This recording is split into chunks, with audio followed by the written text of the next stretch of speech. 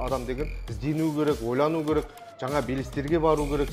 Хотя мына жерде, допустим, басқа білмеудің шекарасы болуы мүмкін, бірақ астынан кіріп алады. Ол одан да қауіптірек. То есть не үшін біз ChatGPT-ді қолдануымыз керек? You have to know English па? Қалай болады? Yeah, you have to, you're right. Қазақ тіліне келетін болсақ, өте үлкен қателіктер бар. Сіздер білесіздер, жаңа ChatGPT бар, өте көп нелер бар, модельдер. Олардың бәрі несі ағылшын тілінен алынады да, модельдердің бәрі негізгі қозғаушы күші олар ағылшын тілі болғандықтан, әрине ол қазақ тілінен өте қате нетеді. Соны әрине біз қазір шешуге тырысып жатырмыз. Бізде де мен айтпаймын, біздегі идеальный қазақ тілінің бір әдеби жазады деп, бізде де қателер кетеді, бірақ біздің қазіргі тырысып отырғанымыз сонда да соны жөндеп, оның қазір адамдар қолданыстың арқасында соны түзетіп, ары қарай алып жүр. Бұл жерде қарасаңыздар, мына жасанды интеллект құралдарын шыққаннан кейін, оны жөндеу үшін оны көбірек қолдану керек. Қолданған кезде ол деген жаңағы модельдің өзі түзетіп жөнделеді. Иә, көз жүре түзеледі. Ал жалпы қателіктер кететін болсақ, жаңа айтып кеткендей, ол деген әлі белгісіз, қателіктері көп, және мынандай жасанды интеллектте не деген болады? Галлюцинация деген болады. Галлюцинация ол деген статистикалық модель ғой, статистикалық модель. Мен жаңа айттым, айтып кетемін деп. Оны жасаған кезде өте көптеген сөздерді алады да, токендерге бөледі, токен, бөлшектеп, және соны үлкен мына қазір бар тексттерді бәрін алып жүргізген кезде, олар әр текстен кейін қандай сөз қалай келетінін нетіп отырады, анализ етіп отырады. Потом қазіргі модельдер GPT деген, ол деген Generative Pre-trained Transformers дейді да. Сол трансформер, ол жаңағы алгоритм бар да, сіз сөзді неткен кезде қай сөз маңызды, соған көңіл бөліп отырады. Соны көңіл бөліп отырады да, әр сөзге статистикалық не береді, анализдер береді. Біз мысалы басында бастаған кезде, осы сабақты жаңа GPT бойынша сабақтар бастаған кезде бізге кез келген текст береді, өзіңіз үйде компьютерде отырып, кез келген текст алып, соның маңызды сөздерін алып, құрап жинап алсаңыз сөйлем шығады. Сол кезде ана өзіңізде таңғаласыз, мына даже қазақшада, орысшада жасауға болады. Сөзді аласыз да, кез келген кітапты тіпті. Кітапты алып, анаған салған кезде анализировать етеді да, статистикалық санмен етеді. Кейін сөзге айналдырған кезде сізге сөйлем болып шығады ғой. Сөйлем болып шығады. Сол негізгі мәселесі сода, оның бір кемшілігі, ол деген компьютер ода сезім жоқ, ода ой жоқ қой. Ол білмейді жаңағы нені оқып отқанын, ол білмейді, ол сізге тек қана статистикалық түрде сізге не беріп отырады. Шығарымын беріп отыр, аутпут дейді ғой, аутпутын жазып отырады. Жетілдіру керек болған соң. Оны ол жетілдіріп жатыр, әлі де жетілдіріп жатыр, оны күшейтіп жатыр, алгоритмдер өсіп жатыр, және адамдар соны қолданып, және бұл жерде басқа да тармақтары шығып жатыр. Жаңағыдай код жазу, формулалар жазу, ойлану, қазір уже жасанды интеллекттер бар, сандар салған кезде сізге график салып береді. Сурет салып беру уже қазір көресіздер. Біздің платформада да сурет сала аласыздар, неше түрлі әдемі. Тіпті адам көрмеген. Кеше бізде кейбір дизайнер лого өздеріне сұрады да, жасап жатыр. Сол кезде айтады да, мен даже дизайнерға айтқан кезде бұндайды мені сыймайтын нәрсені жасап берді ғой мынау. Мен айттым да, осыма түсем, мен бұндайды ойлаған, бірақ мен жетпей алмадым, бірақ мен ойлағаннан да күшті жасап берді дейді да. Ол бір-екі сөйлеммен-ақ жасап берді да. Негізі мына жерде тағы шынымен көңіл бөлейік. Допустим, опять-таки біз өзіміздің Гурман Қаскелеңге қатысты лого таба алмаймыз, әртүрлі нәрселерді қоямыз. Бірақ группа ол жерге айтып қалды, 90 сурет 3000 теңге тұрады.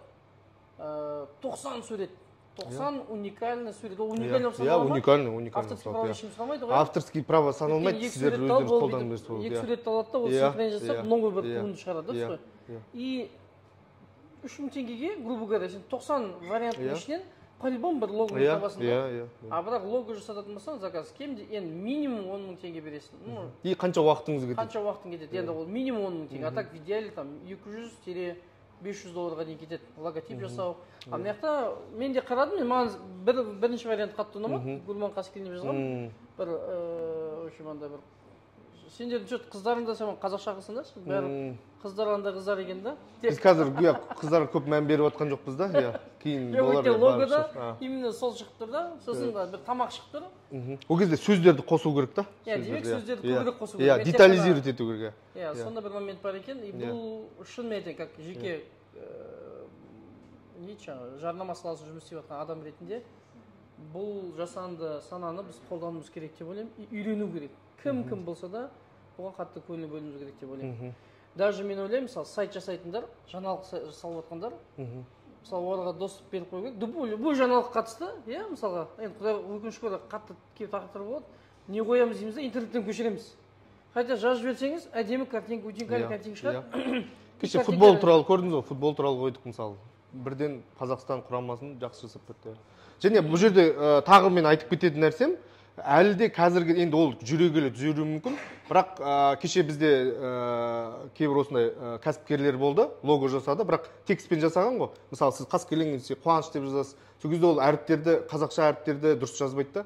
Сол кезде ол алғанда просто ана жерін алып, басқа бір дизайнермен жөндей салған. Әріп жөндей салған, или бір цвет ұнамаған, ол кішкене дополнительный цвет. То есть адам өзі қосып, ананы күшейтіп, одан да әдемі қылып жіберді да. Бұл жерде жаңағы айтып отқандай гибридный система ғой, гибридный адам қосылады, және қазіргі жаңағы жасанды интеллектті алып алып, кішкене түзетіп, зато өте керемет нәрсеге қол жеткізіп отыр да.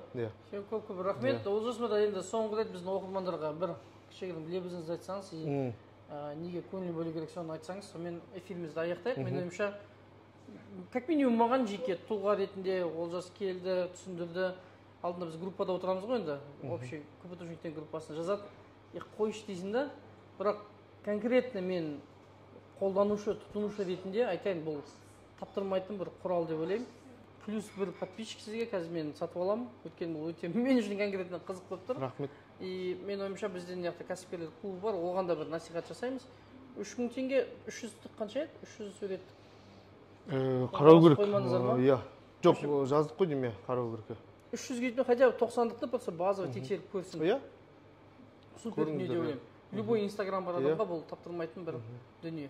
Енді сіздің бір өзіңіз айтып берсеңіз, сонымен бітірейік. Ал құрметті оқырмандар, рахмет. Біраз жақсы әңгімелер қозғалды деп ойлаймын. Егер сұрақтарыңыз болса, әлі де қойыңыздар, қуаныш арқылы маған.